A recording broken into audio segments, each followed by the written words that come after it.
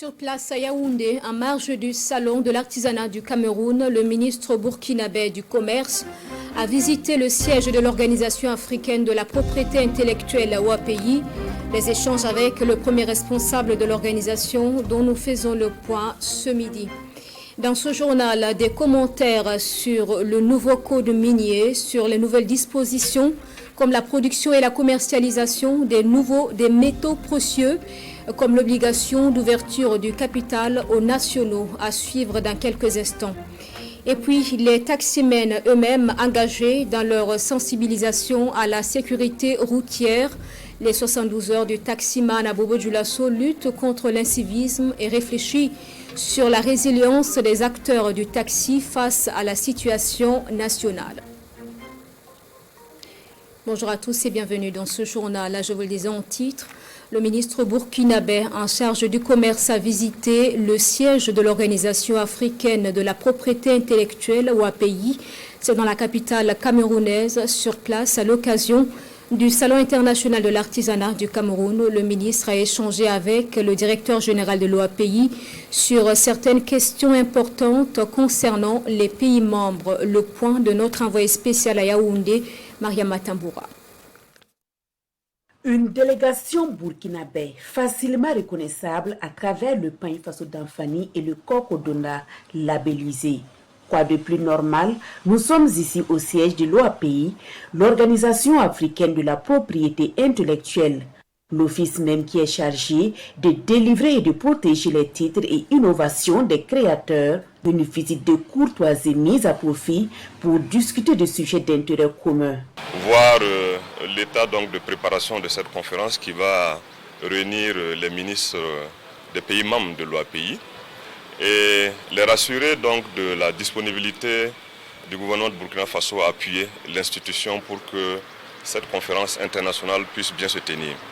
Elle se tiendra donc dans le sillage du Salon international de l'artisanat de Ouagadougou qui se tiendra courant fin octobre jusqu'au 3 novembre 2024. La visite à l'OAPI est également marquée par cet échange avec des auditeurs de l'Académie de propriété intellectuelle. Il s'agit de la deuxième promotion au certificat d'aptitude à la gestion collective des droits d'auteur, une formation co-organisée par l'Université Thomas Sankara. Vous constituerez bientôt des experts très importants pour nos différents pays en matière de gestion de la propriété collective. Et c'est vous encourager à suivre très bien ces cours pour que vous soyez demain aussi des formateurs dans nos différents pays, des références vers lesquelles nous pourrons toujours aller pour permettre à la propriété intellectuelle de nos pays d'être vraiment bien gérée pour le bonheur des créateurs et des inventeurs. Le ministre du Développement industriel, du commerce, de l'artisanat et des petites et moyennes entreprises est l'administrateur OAPI pour le compte de Burkina Faso. L'Organisation africaine de la propriété intellectuelle regroupe 17 États. Le Service national de développement SND est en plein dans la célébration de ses 40 ans d'existence. Débutées hier, les activités sont d'ordre sportif et récréatif.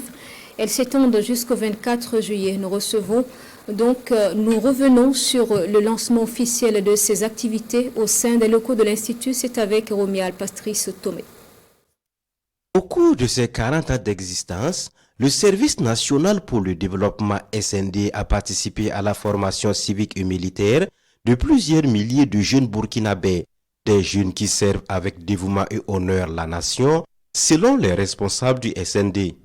Au regard des défis relevés durant toutes ces années, le SND fait une halte ce 22 juillet pour célébrer ses mérites. C'est environ 300 000 jeunes depuis le début qui sont passés par le service national, depuis le service national populaire jusqu'à service national patriotique. Puis 2021, repris la formation militaire et au profit donc de la réserve des forces armées nationales. C'est donc des citoyens aujourd'hui qui maîtrisent l'art, le maniement des armes. Le SND, c'est aussi la formation professionnelle dans les filières menuiserie bois, soudure, électricité, bâtiment, sécurité privée. L'institution travaille pour le développement socio-économique du pays à travers ses diverses actions en faveur de la jeunesse. Le président de l'Assemblée législative de transition, le Dr Ousmane Boutouma, ne pouvait pas être en marge de cette cérémonie.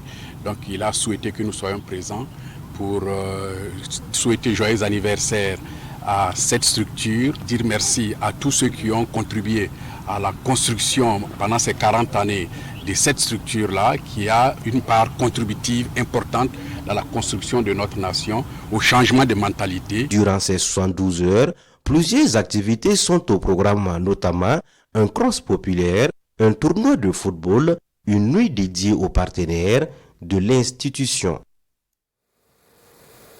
Un reportage donc signé Romial Patrice Toé. Le collectif national pour la refondation CNR met en place sa section de la région du Nord.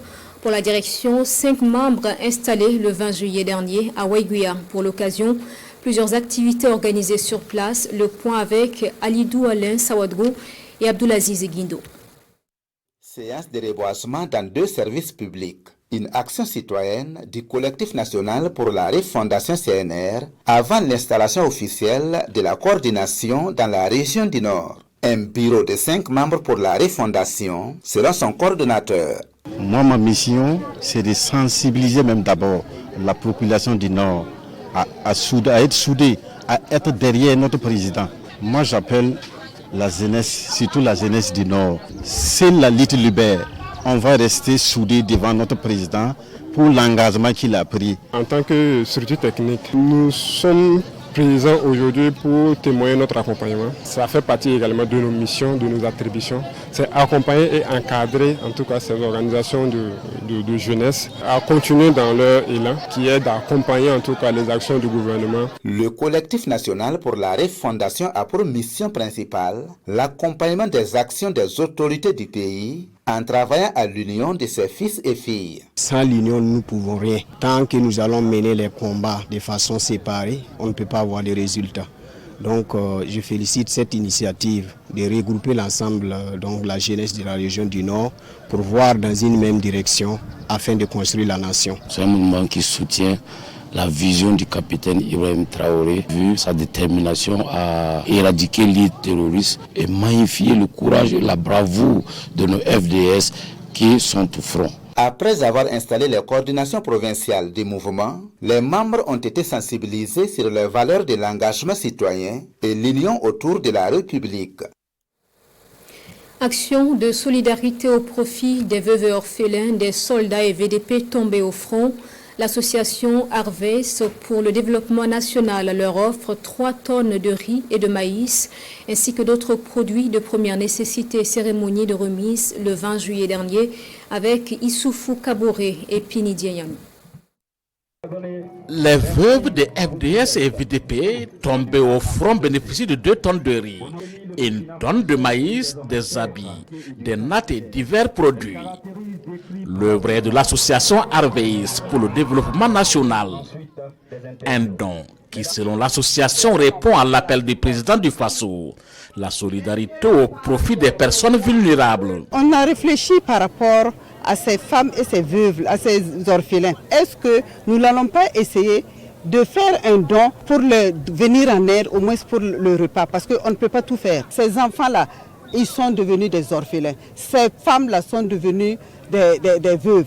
Et c'est à cause du peuple, c'est à cause de la nation que leurs maris sont restés. Et si leurs maris étaient en vie, même s'il ne serait-ce qu'un sac de riz par mois, ils allaient pouvoir manger. Ce don est un offre de soulagement selon ces veuves et orphelins qui louent l'action de solidarité de l'association. J'ai entendu la maman dire que le don qu'elle nous a fait est peu. Mais nous, on ne peut pas dire que c'est petit. C'est beaucoup. Même si c'était un sac de riz qu'elle nous avait donné, nous, on était contentes. Parce que si tous les Burkinabés, toutes les associations sont à nous de telle sorte, avec un sac de riz, je crois que toutes les veuves et les orphelins seront épanouis. En marge de cette remise de vivres, l'association Harvest pour le développement national fait des dons de couverture, de matelas aux espèces de l'arrondissement 12 de la ville de Ouagadougou. L'association existe plus d'une quinzaine d'années au Burkina Faso. Elle œuvre principalement dans la défense des droits des veuves et de l'orphelin. L'association des Burkinabés de la diaspora Diafaso, elle, offre des forages aux personnes déplacées internes de la région du Nord, une action qui s'inscrit dans le cadre des œuvres humanitaires accomplies par l'association dans plusieurs localités du pays. La réception des forages à Waiguya ce 20 juillet avec Alidou Alain Sawadgo et Abdoulaziz Guindo. De l'eau potable pour se déplacer interne du quartier Sigmvoussé de Waiguya. Le geste vient des Burkinabés de la diaspora réunis au sein de l'association Diafaso. Elle entend soulager ces nombreuses femmes qui souffrent au quotidien pour avoir de l'eau potable. Nous sommes venus spécifiquement pour apporter notre aide aux populations déplacées parce que effectivement la situation est critique et c'est notre manière, c'est notre contribution à l'effort pour notre cher Burkina. Ceux qui peuvent encore peuvent contribuer à Diafaso. Le but c'est de créer des forages dans les villages reculés qui n'ont pas accès à l'eau potable dans un premier temps et globalement de participer dans tous les domaines pour le développement du Burkina Faso. La corvée d'eau est une réalité dans la cité de Nabakango et ce don va sans doute soulager les peines des bénéficiaires. Ce forage va vraiment nous soulager. Avoir l'eau pour boire ou pour la cuisine était vraiment une corvée pour nous. Vraiment, c'est une joie immense pour nous de recevoir ce joyau, surtout venant de la diaspora de nos frères et sœurs qui sont à l'extérieur. Vraiment, nous remercions vraiment la diaspora burkinabé pour cet acte-là. L'association Diafaso a été créée en 2018. Avant cette remise de forage, elle a remis déjà des vivres et autres matériels pour les personnes qui ont fui leur localité à cause de l'insécurité et à certaines autres couches défavorisées. Sur le vote du nouveau code minier, des réactions de certains citoyens. Dans ce code, le taux du capital des exploitants cédé gratuitement à l'État passe de 10 à 15%.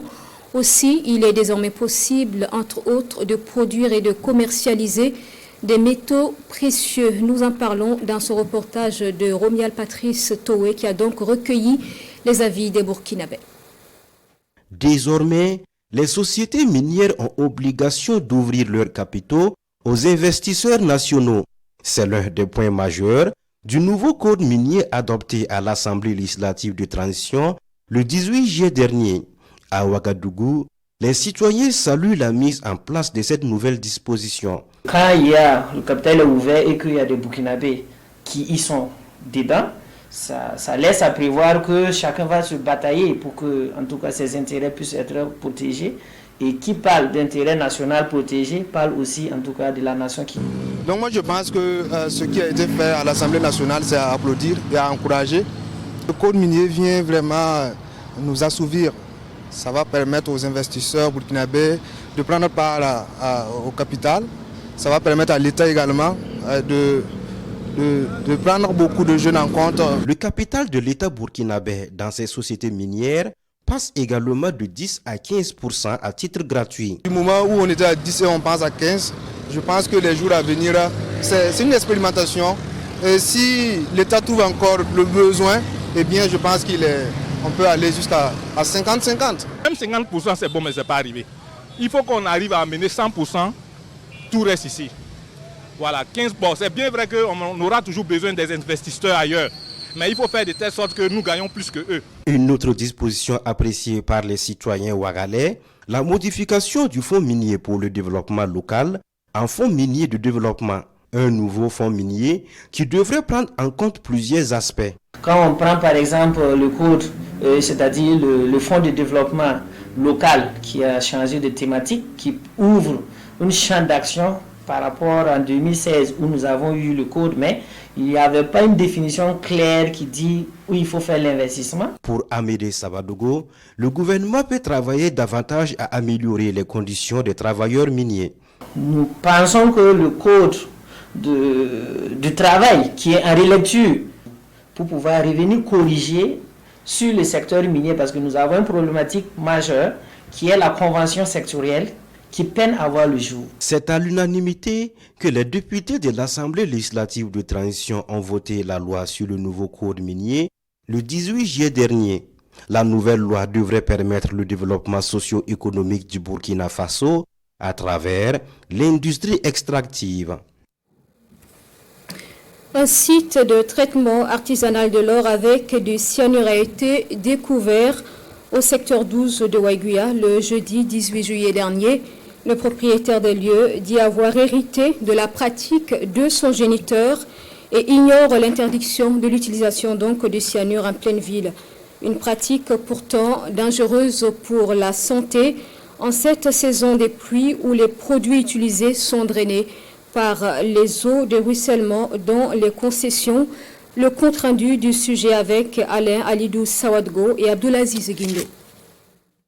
Un site d'extraction artisanale de l'or avec des produits toxiques au secteur 12 de Waiguya. Ici, c'est le cyanure qui est la matière principale pour faciliter l'extraction du métal jaune. Le propriétaire des lieux dit avoir hérité de cette pratique de ses géniteurs. C'est pas ici seulement nous on travaille ça. Je travaille ça aussi vers Oundé. Voilà, c'est la terre là qui est en face de vous. C'est ça, on prend, on met ici. Le cyanure là, on n'est pas sûr. C'est le mercure là qui est un peu dangereux de notre côté.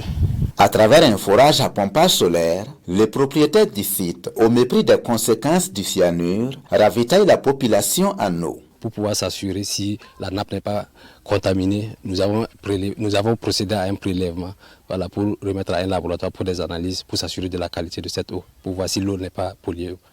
Du moment où ils rejettent les eaux usées à même le sol. Une collaboration entre les populations, la police et les services en charge de l'environnement a permis de découvrir ce site. Arrivé sur le site, nous avons constaté qu'il y avait 6 bassins où l'exploitant utilisait pour pouvoir extraire l'or. En l'interrogeant, il nous a fait savoir qu'il sait que c'est une activité qui est interdite par la réglementation. Une convocation lui a été adressée. Donc il passerait pour une audition, pour une suite à donner. L'utilisation du cyanure dans l'exploitation artisanale de l'or est potentiellement dangereuse et formellement interdite par la loi au Burkina Faso. Le code minier, en son article 77, interdit l'exploitation artisanale utilisant des substances nocives telles que le cyanure ou le mercure.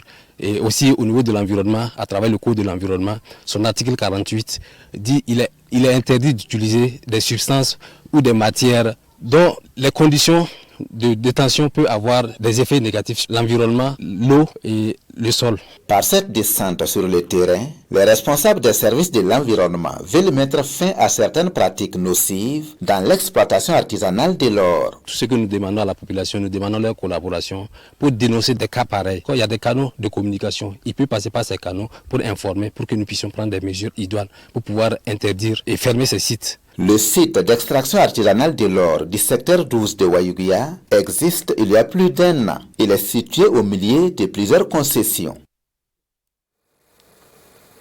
Et nous recevons un invité santé dans ce journal, Nobila Valentin Amego.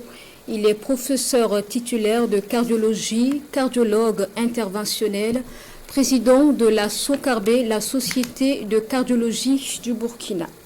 Bonjour et bienvenue, Monsieur Amego. Merci beaucoup, madame. Bonjour. Oui, alors il va être question avec vous des congrès scientifiques que vous organisez annuellement. Et pour 2024, c'est la 8e édition qui se tient les 24, 25 et 26 juillet. Pour commencer, présentez-nous brièvement la SOCARB et dites-nous pourquoi l'initiative de l'organisation de ces congrès scientifiques. Merci beaucoup, madame. Très honoré pour cette invitation. Merci d'avoir accepté de nous accueillir. Effectivement, la SOCARB, c'est la Société de cardiologie du Burkina.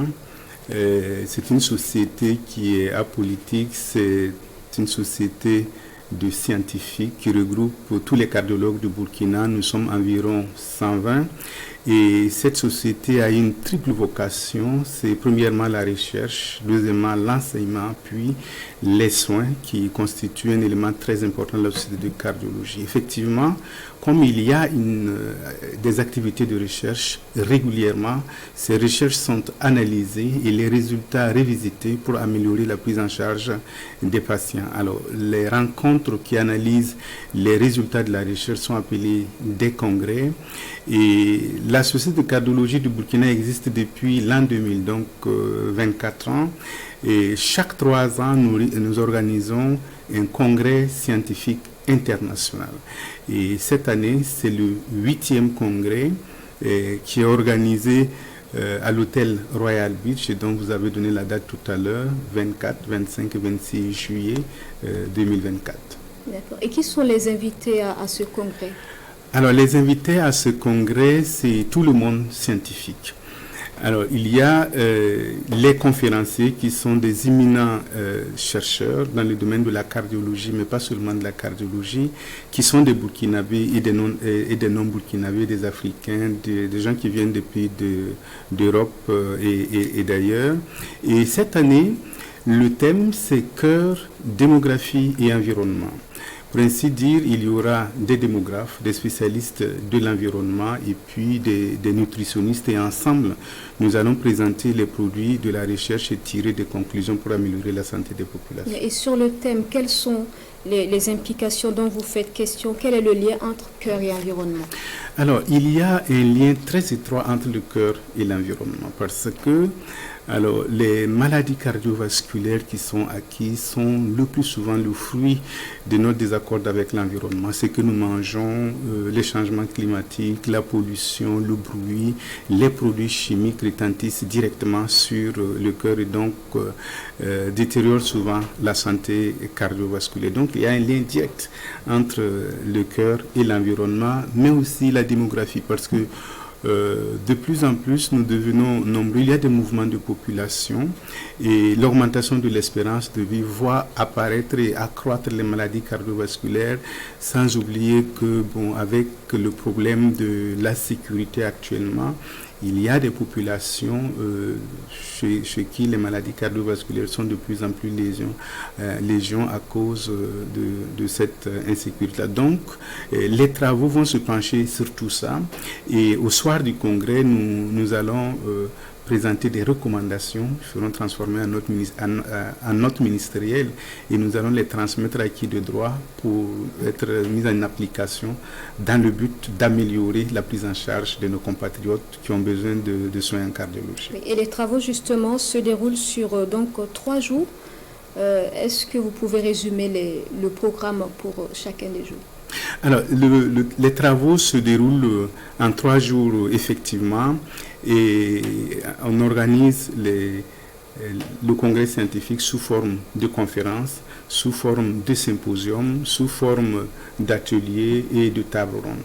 Chaque jour, il est prévu au moins une conférence, sinon 2, au moins un symposium et au moins une table ronde. Et on a réparti les travaux scientifiques de telle sorte que les conférences coïncident avec des communications orales. Et ce sont ces communications orales-là, en fait, qui exposent les produits de la recherche.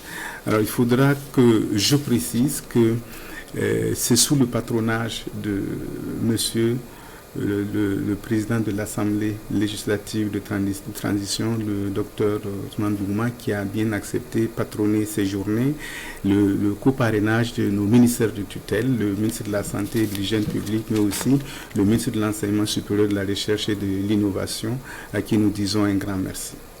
Un mot de fin? Alors, le mot de la fin, nous invitons tous les scientifiques et les non-scientifiques, bien évidemment, vous êtes tous invités à venir avec nous pour qu'ensemble on regarde en face les réalités du moment sous l'angle scientifique. Réfléchir, débattre, parce que la raison d'être de cette société, c'est de travailler et faire en sorte que nos populations bénéficient d'une santé encore meilleure. Parce qu'il faut qu'on le dise, la santé cardiovasculaire est capitale. De plus en plus, on arrive à maîtriser les maladies transmissibles, mais les maladies non transmissibles sont devenues quand même l'épidémie du XXIe siècle. Et ce sont les jeunes, ceux qui ont l'âge de produire, malheureusement, qui en souffrent. Et si on y prend garde, ça va plomber l'économie parce qu'un malade du cœur devient un poids pour la société. Donc nous invitons tout le monde à venir pour qu'on débatte ensemble, pour qu'on protège notre environnement, c'est notre milieu de vie. Et puis je voudrais remercier nos autorités qui nous font confiance, remercier nos partenaires, dont la RTB. C'est sûr que lors de ces journées, les travaux seront d'un tel niveau et puis nous reviendrons pour présenter les résultats de ces travaux. Merci bien, Monsieur Nobila Valentin Yamego. Je rappelle que vous êtes professeur titulaire de cardiologie, cardiologue interventionnel également président de la Société de cardiologie du Burkina, donc la SOCARB, qui tient la 8e édition de son congrès scientifique du 24 au 26 juillet à l'hôtel Royal Beach à Ouagadougou. Merci et restez avec nous pour la suite de ce journal. Nous vous l'annoncions en titre, la Fédération nationale des syndicats de taxi et des transports urbains du Burkina organise les 72 heures du taximan. Les activités ont débuté hier à Bobo-Dioulasso et s'articulent principalement autour de séances de sensibilisation sur le civisme, la sécurité routière également. Le thème retenu interpelle sur la résilience des acteurs du taxi face à la crise sécuritaire et économique au Burkina. Reportage avec Kadro Menki. Après Ouagadougou en juin dernier, la Fédération nationale des syndicats de taxi et des transports urbains du Burkina Faso dépose ses valises à Sia. Pendant 72 heures, les taximens de la ville de Bobo-Dioulasso vont être à l'école de la sécurité routière, de l'assurance vie et du civisme. Ces acteurs de la mobilité urbaine sont aussi interpellés sur leur apport dans la lutte contre le terrorisme. Ce que nous attendons à mes collègues taximens de Bobo-Dioulasso, c'est surtout de prendre acte, parce que nous sommes dans une insécurité totale, et de ce qu'ils prennent et de ce qu'en tout cas réellement ils échangent dans les taxis. De prendre contact avec nos forces de défense et de sécurité pour tout cas suspect, en tout cas d'aller au moins au signal de ce force de défense et de sécurité. Autant de communication et de partage d'expériences avec dans le viseur une professionnalisation du secteur. Ce sont des acteurs majeurs en matière de transport et de mobilité urbaine. Et donc que les taximens puissent s'organiser pour se retrouver, pour avoir des sessions de formation, pour que les acteurs puissent répartir, faire convenablement leur travail. En tout cas, nous, au niveau du ministère, nous sommes parfaitement d'accord et nous encourageons de telles initiatives. Autre activité au menu de ces 72 heures du taximan, cette opération de don de sang, une fêtière reconnaissante des efforts du gouvernement entrant dans le cadre du renouvellement de son parc. Il est attendu dans les jours prochains l'arrivée de nouveaux taxis pour les villes de Bobo-Dioulasso et de Ouagadougou. Dans la région du Sahel, tenue en différé de la première édition de la journée des coutumes et traditions, le 21 juillet dernier, les populations étaient réunies pour célébrer les coutumes et traditions donc, également réfléchir sur une transmission générationnelle réussie, notamment chez les peuples du Sahel, la célébration avec Ibrahim Kagone et Seni Tiamtoré. La journée des coutumes et traditions célébrée ici en différé dans la région du Sahel. Elle est célébrée sous le thème « Réfléchir sur nos coutumes et nos traditions pour une transmission générationnelle réussie ». Une célébration qui vise à contribuer à la sauvegarde et à la transmission des valeurs traditionnelles et coutumières des communautés du Sahel. Ce sont les enfants d'hier qui n'ont pas reçu la bonne éducation qu'il faut et qui se sont perdus. Et donc il faudra justement que nous voyions si on ne peut pas puiser dans ce que nos parents avaient comme valeur, qui ne leur permettait pas de faire certaines choses que nous faisons aujourd'hui. Dans les traditions, il y a beaucoup de biens que nous pouvons tirer et voir comment nous pouvons éventuellement adapter certaines valeurs aux réalités d'aujourd'hui. Les Peuls, les Sonrai, les Tamakek, les Goulmaché et les Kurumba, chacune de ces 5 communautés a démontré ce qui fait d'elle un groupe spécifique, mais vivant en parfaite harmonie avec les autres. Ce cadre de réflexion réunit également des chercheurs et des personnes averties des coutumes et des valeurs endogènes. La dynamique sociale a tendance à baliser et à faire en sorte qu'on aille vers un vécu commun. Ce qu'on appelle le vivre ensemble, c'est cela. C'est tout simplement que j'ai beau être le plus fort, je dois accepter que celui qui n'est pas fort, on ne doit pas pour le temps l'éliminer de la société. Il a le droit d'exister. Et nos cultures ont su préserver cela, de sorte que la majorité n'a jamais fait en sorte que la minorité disparaisse. Ces journées s'inscrivent dans la logique du mois du patrimoine célébré chaque année au Burkina Faso. Et nous refermons ce journal avec la revue de presse de sujets développés Les vérités de Moussa Faki Mahamat à la 6e réunion de coordination semestrielle des communautés économiques régionales de l'Union africaine, de les performances de la douane burkinabé dans la mobilisation des recettes. C'est une revue préparée par Bienvenue Tansa. En 6 mois, la douane burkinabé mobilise plus de 515 milliards de francs CFA pour le compte du budget national. L'Express du Faso ne se contente pas de relayer l'information, il la savoure. La recette mobilisée est au-delà des prévisions, 101,57% selon les précisions du quotidien Bobolais. Et dans le dispatching, le fonds de soutien patriotique engrange plus de 7 milliards et demi. L'Express est admiratif de cette performance réalisée dans une période que l'on sait difficile. Le journal félicite et encourage la douane, invitant du même coup les autres composantes socio-professionnelles à la culture du résultat, voire de l'excellence. Tout en n'occultant pas les éventuelles difficultés, ce journal estime que si chacun joue correctement sa partition, le Burkina Faso se portera mieux. Pour aller au-delà de nos frontières, l'observateur Palga nous rend compte des travaux de la 6e réunion de coordination semestrielle des communautés économiques régionales de l'Union africaine. Et au cœur des réflexions tenues dimanche au Ghana, comment éduquer une Afrique adaptée au XXIe siècle. Des discours prononcés, celui qui attise la curiosité du doyen des quotidiens, c'est bien le propos de Moussa Faki Mahamat, le président de la commission de l'UA. Il dit, je cite, « Nos communautés économiques régionales ne vont pas bien. Leur efficacité, leur crédibilité et leur poids dans l'entreprise générale d'unité se sont hélas beaucoup érodés. » Fin de citation. Avec Moussa Faki Mahamat, l'UA a aussi eu sa dose. Selon lui, l'Union africaine connaît une désaffection qui éclate au grand jour lors de ses sommets. Une autocritique qui intervient au moment même où la CEDEAO traverse une période de fragilité, rappelle l'Obs. Cette posture ne peut qu'étonner le doyen des quotidiens. Et voilà pour ce journal. Merci d'avoir été des nôtres et restez avec nous pour la suite des programmes sur la télévision nationale.